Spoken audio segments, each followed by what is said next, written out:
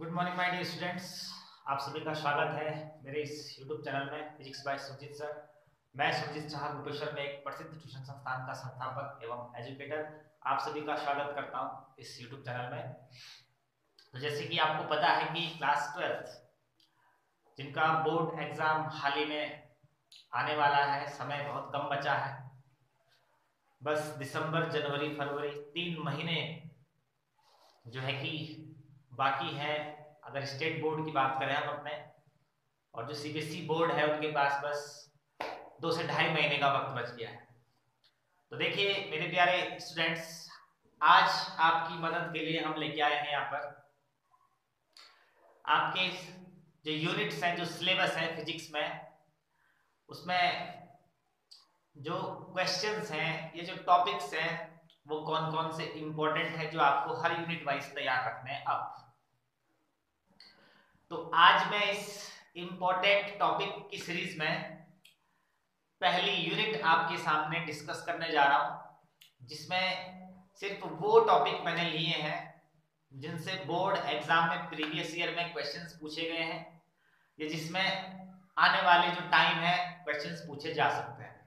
ठीक है, तो आपके लिए जो ये यूनिट का डिस्कशन है ये बहुत इंपॉर्टेंट होने वाला है, क्योंकि आपको इससे बाहर पढ़ने की कोई जरूरत नहीं है। जितना भी मैं आपको टॉपिक बता रहा हूं, बस ये टॉपिक आप याद रखिए। आपके एग्जाम में इन्हीं टॉपिक से जो नंबर हैं वो कंप्लीट आ जाएंगे।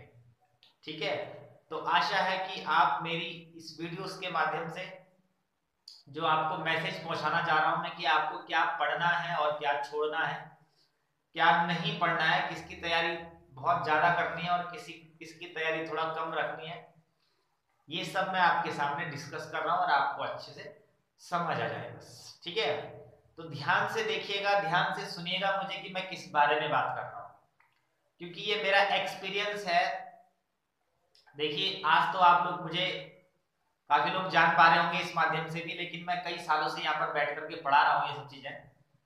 तो काफी सालों का जो मेरा एक्सपीरियंस है उसके बेस पर मैंने ये टॉपिक सेलेक्ट किए हैं कि क्या आपके लिए एग्जाम के लिए रेलिवेंट है, इंपॉर्टेंट है, और क्या चीज इंपॉर्टेंट नहीं है।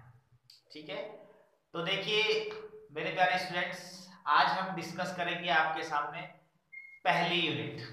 पहली यूनिट से आपका बोर्ड एग्जाम में कम से कम 8 नंबर का जो क्वेश्चंस है, 8 नंबर के जो क्वेश्चंस हैं वो बोर्ड एग्जाम में पूछे जाते हैं, यानी कि लगभग 3 से 4 क्वेश्चंस आपके पहली यूनिट के रहते हैं। ठीक है, तो ध्यान से देखिएगा कि पहली यूनिट में आपको क्या क्या चीजें अच्छे से तैयार रखनी है और क्या क्या चीजें आपने छोड़नी है। ठीक है, तो मैंने यहाँ पर जो बोर्ड है उस पर सब लिखा हुआ है जो भी इंपॉर्टेंट है। तो मैं आपके सामने एक एक करके टॉपिक वाइज में डिस्कस करता हूं कि आपको क्या पढ़ना है, क्या नहीं पढ़ना। तो देखिए मेरे प्यारे बच्चों, पहली यूनिट है आपका इलेक्ट्रोस्टैटिक्स, जिसको हम हिंदी में स्थिर वैद्युतिकी बोलते हैं।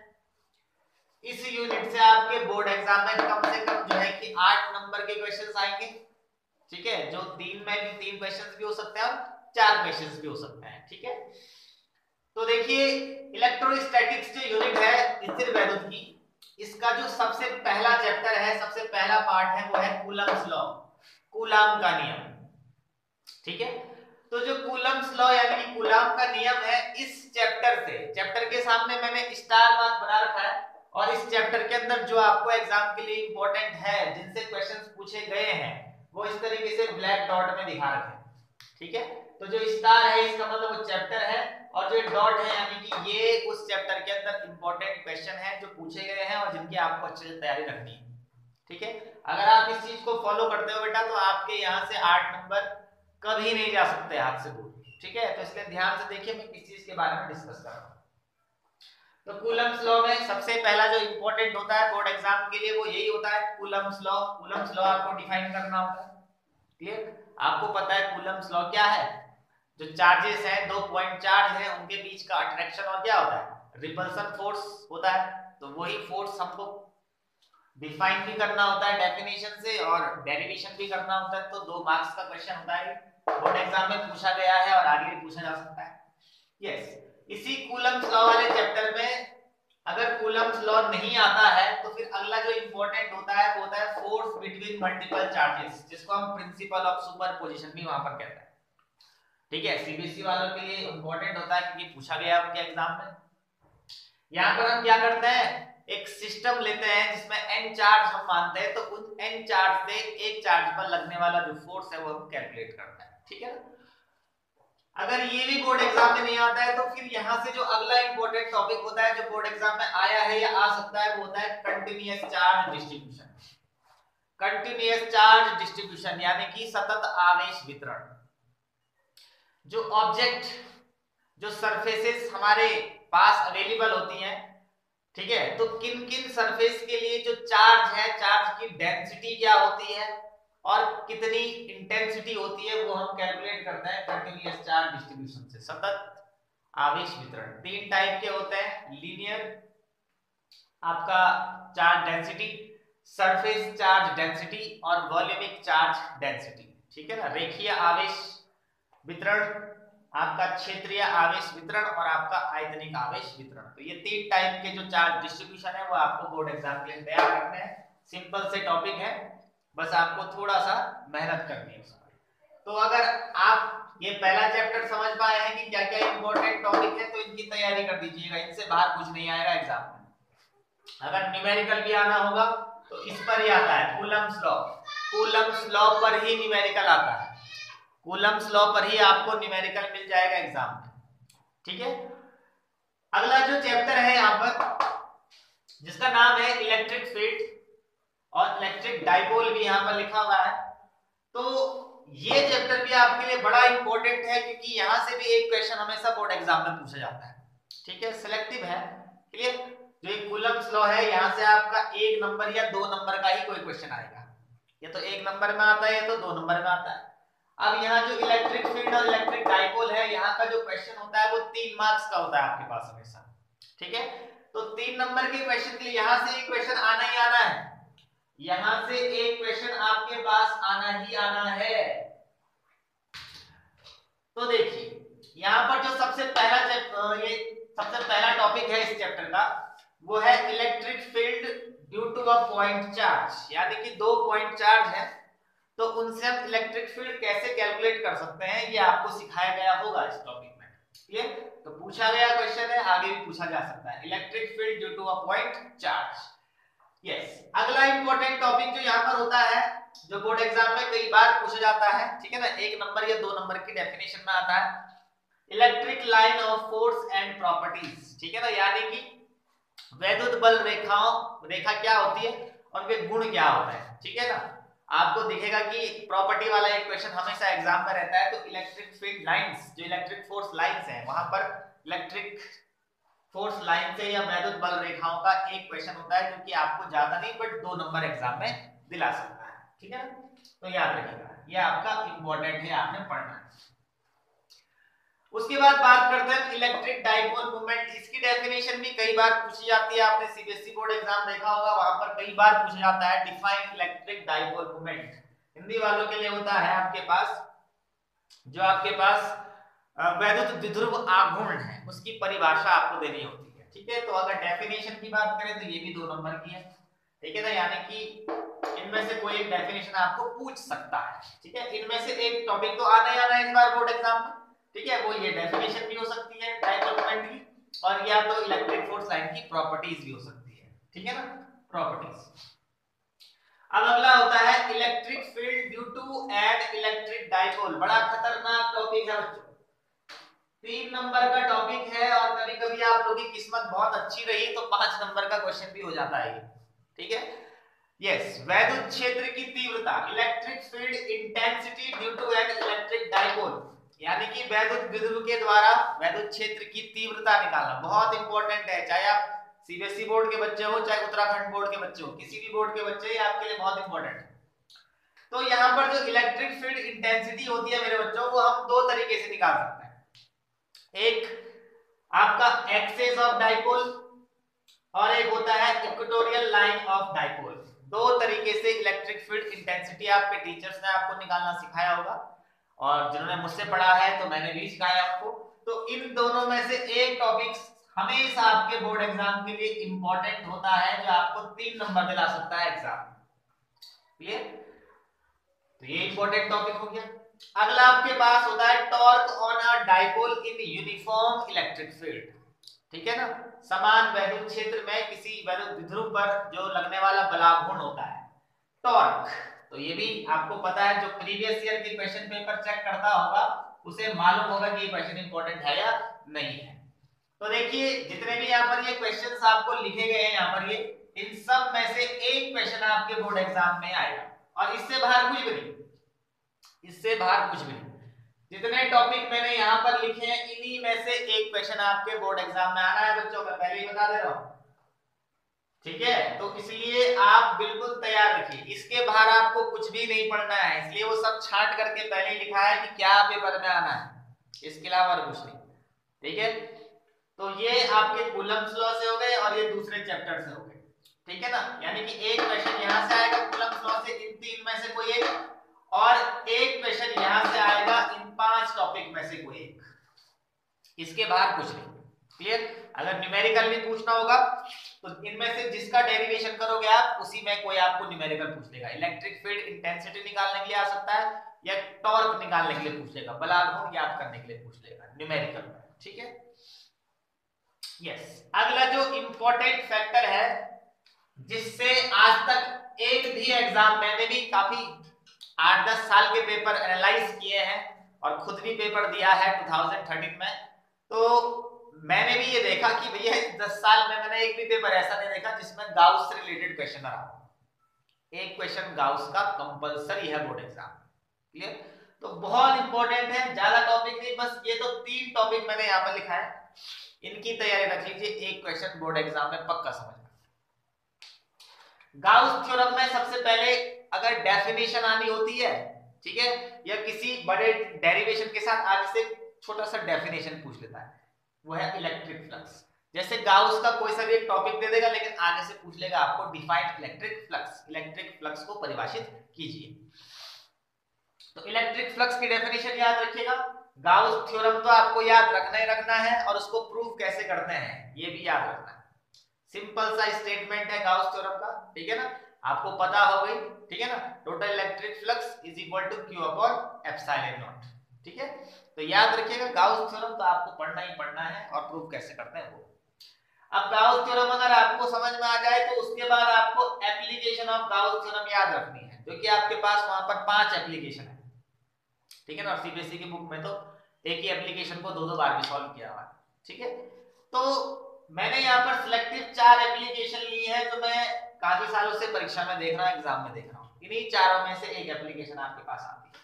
ठीक है, इसके बाद आपने क्या करना है, जब आप ये सॉल्व कर रहे रहेंगे तो प्रीवियस ईयर का पेपर उठाना है, पिछले साल का पेपर उठाना है, उसमें देखना जो क्वेश्चन आया होगा उसको थोड़ा कम प्रैक्टिस करके जो इन तीनों में से रिमेनिंग बच जाएंगे उनके ऊपर ज्यादा प्रैक्टिस करनी। ठीक है, तो जो गाउस आपके पास है, गाउस वाले चैप्टर से ये 3 topic, electric flux, Gauss theorem और एप्लीकेशन ऑफ गाउस थ्योरम, ये 3 टॉपिक आपको तैयार रखने एकदम। एक क्वेश्चन बोर्ड एग्जाम में बिल्कुल आएगा ही आएगा, गारंटेड है। तो एप्लीकेशन ऑफ गाउस थ्योरम मैंने यहाँ 4 एप्लीकेशन लिखी है। पहली है electric field intensity due to uniformly charge straight wire.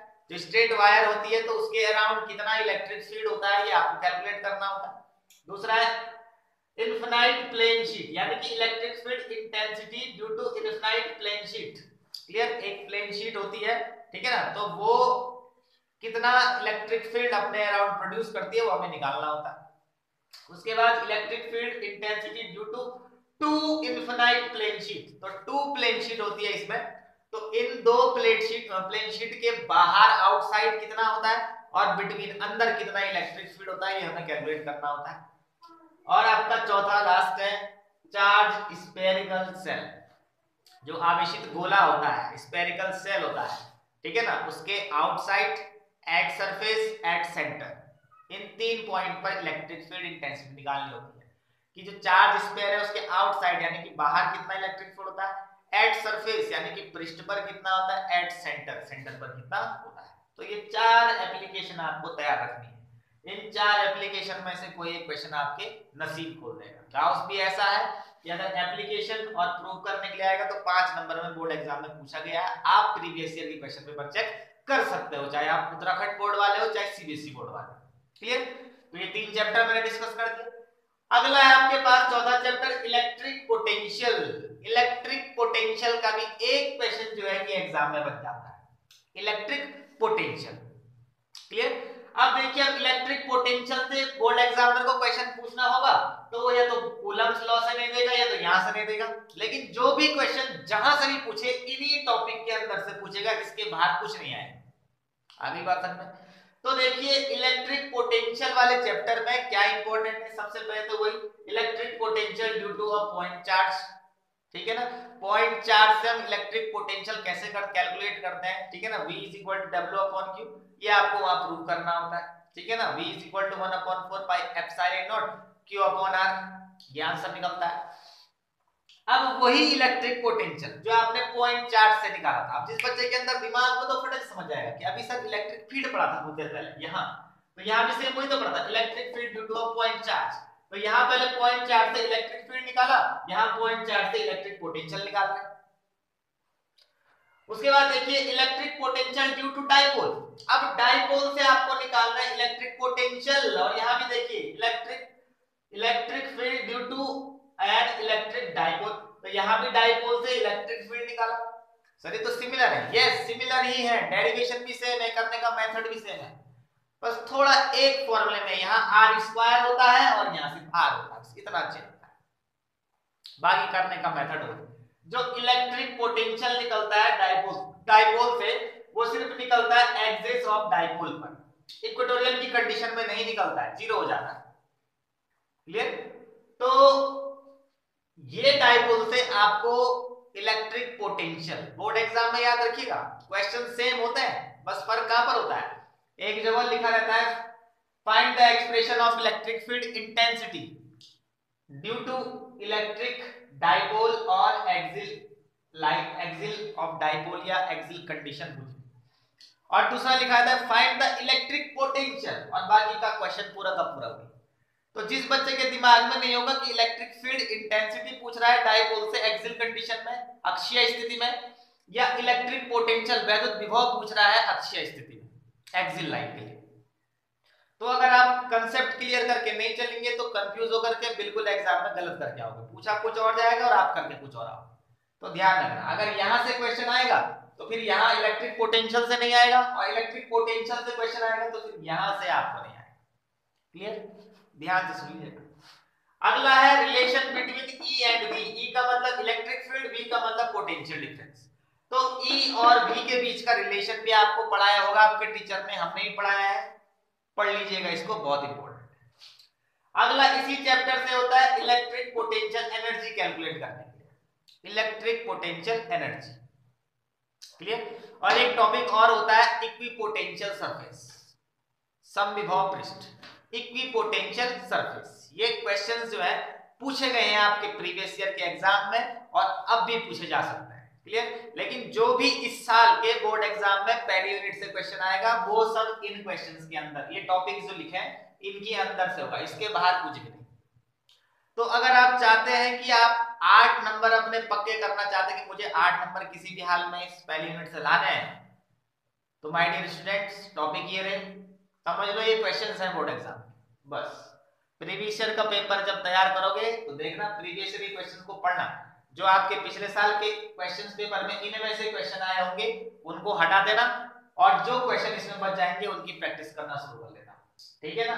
मुश्किल से आपके पास ये 15-20 टॉपिक है, जब प्रीवियस ईयर के क्वेश्चन पेपर में से आप वो क्वेश्चन हटा दोगे जो इस पे लिखे हैं, तो मुश्किल से आपके पास 8 से 10 टॉपिक बच जाएंगे जिनको आपने तैयार करना है। देखिए, एक होता है बहुत पढ़ने वाला बच्चा और एक होता है जो कम पढ़ करके भी थोड़ा इनोवेटिव स्ट्रेटजी लगा करके अच्छे मार्क्स ले आता है। क्लियर? तो वो स्ट्रेटजी यही है, सिलेक्टिव क्वेश्चंस निकालो। सबसे पहले यही तो पता होना चाहिए क्या नहीं पढ़ना है। ठीक है? तो इन टॉपिक के अलावा जो भी तुम्हारे बुक्स में उनको नहीं पढ़ना, इन टॉपिक जो मैंने यहाँ लिखे हैं इनके अलावा जो भी आपके यूनिट में है उनको नहीं पढ़ना है। ठीक है? तो वो साइड हो गए। तो अब पढ़ना क्या है, जो ये लिखे इनकी तैयारी करो।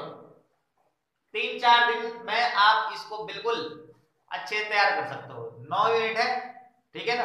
तो आप 3 दिन भी अगर एक यूनिट के पीछे लगाते हो, मान के चल रहे ठीक है ना। तो 27 डेज यानी कि 1 महीने में आपका पूरा फिजिक्स का सिलेबस कंप्लीट, सिर्फ इंपॉर्टेंट टॉपिक। क्लियर। पर याद रखिएगा ये इंपॉर्टेंट है सिर्फ आपके बोर्ड एग्जाम के लिए। अगर आपको कंपटीशन क्लियर करना है तो मेरे बच्चों फिर आपको डिटेल स्टडी करनी होती है, हर एक टॉपिक को पढ़ना पड़ता है, हर एक कंसेप्ट। मैं सिर्फ बोर्ड एग्जाम की बात कर रहा हूं कि बोर्ड एग्जाम में अच्छे नंबर कैसे लेके आए आप, कैसे आपके 70 में 70 नंबर लेके आए। मैं हर साल से ऐसे ही अपने स्टूडेंट को पढ़ाता आया हूं, जितने ही बैच मैंने पढ़ाए हैं मैं उनको ऐसे ही लास्ट में या सबसे पहले ही हर यूनिट पढ़ाने से पहले मैं उनको पहले ही बता देता हूं कि इसमें क्या इंपॉर्टेंट है, क्या तुमको पढ़ना है एग्जाम के लिए। तो बच्चों ने यही पढ़ा है और यही पढ़ करके वो अच्छे नंबर लेके आए। आगे बात समझ में क्लियर? यस। अब देखिए यहां पर जो लास्ट चैप्टर है वो है capacitor and dielectrics. Capacitor and dielectrics. तो कैपेसिटर और डाइलेक्ट्रिक्स से आपके लिए क्या इंपॉर्टेंट है वो आपको मैं बता रहा हूं, पहले मुझे थोड़ा बिठाना होगा, ठीक है।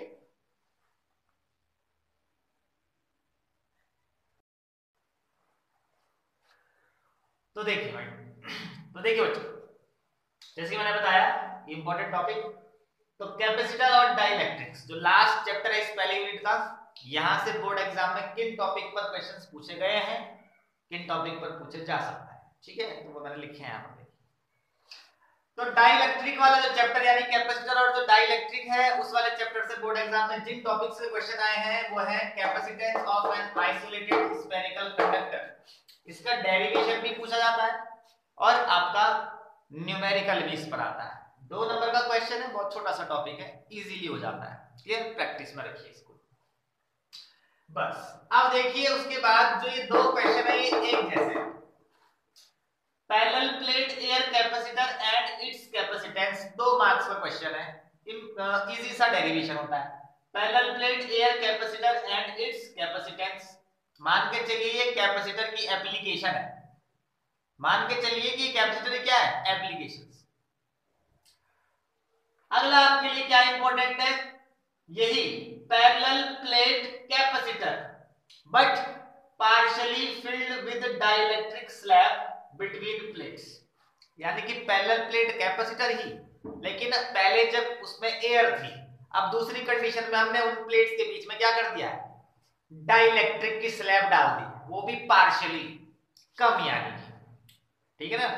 कैपेसिटर आपको पता है एक पॉजिटिव प्लेट होती है, एक नेगेटिव प्लेट होती है, तो इनके बीच में हम लोगों ने एक स्लैब डाल दी है डाइलेक्ट्रिक की, इसके कैपेसिटेंस को इंक्रीज करने के लिए। क्लियर। तो एक तो पार्शियली के लिए पूछा जा सकता है, 3 मार्क्स का टॉपिक है।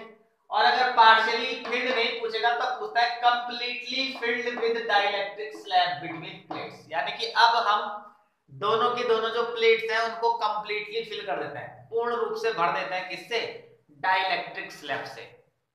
क्लियर। तो 3 नंबर का क्वेश्चन होगा ये भी आपका। अब अगर ये भी नहीं आया, स्पेरिक क्या होता है, आइसोलेटेड स्फेरिकल कंडक्टर के लिए कैपेसिटर कैपेसिटेंस, यहां भी कैपेसिटेंस निकालने के लिए नहीं आया, एयर कैपेसिटर, पार्शियली और कंप्लीटली के लिए भी कैपेसिटेंस नहीं आया, तो तब आपके पास बोर्ड एग्जाम में यहां से कॉम्बिनेशन पूछ जाता है, combination of capacitor, 2 parallel combination, series combination, simple सा है।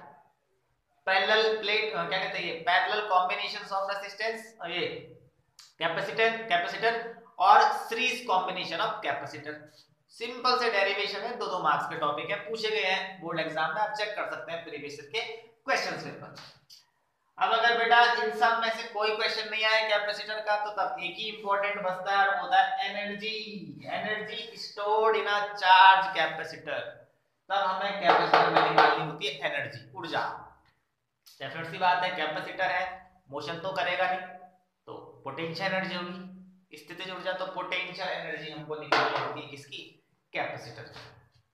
तो जो ये टॉपिक लिखे हैं मैंने कैपेसिटर से यहाँ पर 5, इन 5 टॉपिक में से एक क्वेश्चन आपके बोर्ड एग्जाम में पूछा जाएगा। क्लियर। तो जितने भी मैंने यहाँ पर, ये आपके पास अब 8 नंबर है, 8 नंबर तो बहुत बड़ी चीज है, तो आधा नंबर भी किसी को फोकट का मिल जाए तो बहुत कुछ कर लेता है। तो 8 मार्क्स की बात है भाई, जितने टॉपिक लिखाए हैं तैयार रखिए, अगर आपको यहाँ से 8 नंबर चाहिए तो ये मान के चलिए बोर्ड एग्जाम तक आपको किसी भी हाल में कम से कम 100 से 150 टॉपिक क्या रखने हैं, बिल्कुल याद रखने हैं, पूरी बुक से, पूरी यूनिट से। जिस बच्चे को डेट सपोज एट 150 टॉपिक्स अच्छे से याद है तो उसको 30 क्वेश्चन करने बहुत बड़ी चीज थोड़ी नहीं। बोर्ड एग्जाम में 30 ही क्वेश्चन आ रहे हैं ना। अब बताओ कितने दिन बचे हैं। उत्तराखंड बोर्ड के पास लगभग 3 महीने, जो आपके पास सीबीएसई बोर्ड है उनके पास लगभग 2.5 महीने। तो एक दिन के अगर आप कितने क्वेश्चन भी पढ़ो, 2 क्वेश्चन 3 क्वेश्चन भी फिजिक्स के अगर एक दिन में पढ़ो, 3 क्वेश्चन बहुत बड़ी चीज तो नहीं है। आधा घंटे 45 मिनट से ऊपर लगेगा, ठीक है ना। तो तुम्हारे पास 75 डेज है, तो कितने क्वेश्चन हो रहे हैं? 150 से ऊपर क्वेश्चन हो रहे हैं ना, 150 से ऊपर क्वेश्चन हो रहे हैं, जबकि एक दिन के कितने क्वेश्चन पढ़ रहे हो? 3 क्वेश्चन। तो क्या दिक्कत है, सोचो। 200-250 क्वेश्चन तुम तैयार कर दे रहे हो अगर एक दिन के 3 क्वेश्चन तैयार करो। चलो नहीं करते हो 3 क्वेश्चन, अगर 2 ही क्वेश्चन भी तैयार करो। नहीं मानते हम 2.5 महीना, हम बोलते हैं तुम्हारे पास सिर्फ 2 महीने 60 दिन बचे हैं, तो फिर भी 2 क्वेश्चन तैयार करने में 6 2 जा 12, 120 क्वेश्चन, 120 क्वेश्चन आप अच्छे से याद कर पा रहे, और एग्जाम में कितने आने से? 30 क्वेश्चन। बस तैयारी आपकी, बाकी साथ तुम दे रहे, हर चीज आपको बताई जा रही है, तैयारी आपकी कि आप किस तरीके से एग्जाम में इन क्वेश्चंस के हेल्प से अच्छे मार्क्स लेके आ सकते हो। ये 8 नंबर आपके हाथ से कभी नहीं जाएंगे। जो जो टॉपिक मैंने पढ़ाया बताया आपको, अगर उन टॉपिक के ऊपर ही आप ध्यान लगाते हो तो। ये मेरा एक्सपीरियंस है बच्चों, इतने साल से जो मैंने पढ़ाया, जो मैंने सीखा, जो मैं बच्चों को सिखाता हूँ, उसके एक्सपीरियंस के बेस पर ये टॉपिक मैंने यहाँ पर लिए हैं। हमेशा ऐसे ही लेता हूँ मैं, और इन्हीं टॉपिक्स को तैयार करके मेरे यहाँ के बच्चे जो है कि 97, 98, 99 नंबर लेके आते हैं। कोशिश है कि इस बार कोई 100 भी ले आएगा, ठीक है। तो तैयारी रखिए, बाकी सब आपके हाथ पर, आप किस तरीके से अपने एग्जाम को लेके चलते हो। 2 क्वेश्चन 3 क्वेश्चन एक दिन का याद करना कोई बहुत बड़ी चीज नहीं है, एक सब्जेक्ट का। इस तरीके से अगर आप सारे के सारे 5 सब्जेक्ट है, 5 सब्जेक्ट के क्वेश्चन रेडी करते हो, अगर आपको 45 मिनट भी एक चैप्टर, एक उस पर सब्जेक्ट पर लग रहा है, तो अपने आप समझ जाओ कि आपको लगभग 4 घंटे की जरूरत है, जिसमें आपके 5 सब्जेक्ट कवर हो जाएंगे। अब वो चाहे 2 घंटे आप सुबह 2 घंटे शाम पढ़ो, मैं तो ये भी नहीं कहता हूँ कि भाई साहब बहुत 10-12 घंटे पढ़ो। पढ़ने वाला बच्चा तो उसके लिए तो पढ़ने के लिए थोड़ा इनोवेट स्टडी करनी पड़ती है ना। ट्रेडिशनल पढ़ोगे तो कभी नहीं होगा, एग्जाम में अच्छे नंबर कभी नहीं आएंगे, नॉलेज तो बहुत गेन कर लोगे। अगर एग्जाम में अच्छे मार्क्स चाहिए तो उसके लिए थोड़ा इनोवेशन, थोड़ा इनोवेटेड स्टडी करनी पड़ती है, और यही तो है इनोवेटेड स्टडी। पूरे बुक में से क्या नहीं पढ़ना पहले उसको अलग करिए। जब वो पता चल जाए कि क्या नहीं पढ़ना, तो जो पता चल गया है कि अब ये पढ़ना है, उसके पीछे लग जाएगी। आ गई बात समझ में? तो होप यू गाइस, आप सबके समझ में मेरी ये बातें आई होगी कि आपको क्या तैयारी करनी है, क्या तैयारी नहीं करनी है।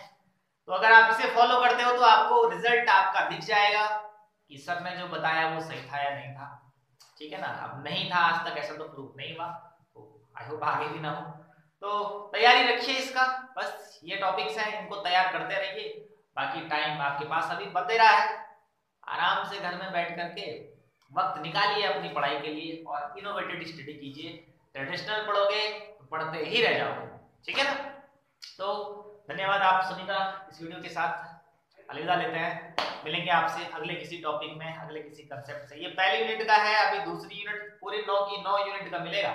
ऐसे ही सबके इंपॉर्टेंट टॉपिक आपको मिल जाएंगे, ठीक है ना। अगला मैं आपको 2 या 3 दिन बाद, जब आप ये पूरी तैयारी कर लें, इसको नोट करना है कॉपी में कहीं पर बढ़िया तरीके से, व्हाइट पेज में, ठीक है ना। एक बढ़िया सा सारी की सारी यूनिट का मिलेगा आपको इस तरीके से, बस पॉइंट टू पॉइंट पढ़ते जाइए। इसमें से एग्जाम से बाहर एक भी क्वेश्चन आपको कभी नहीं मिलेगा, ठीक है।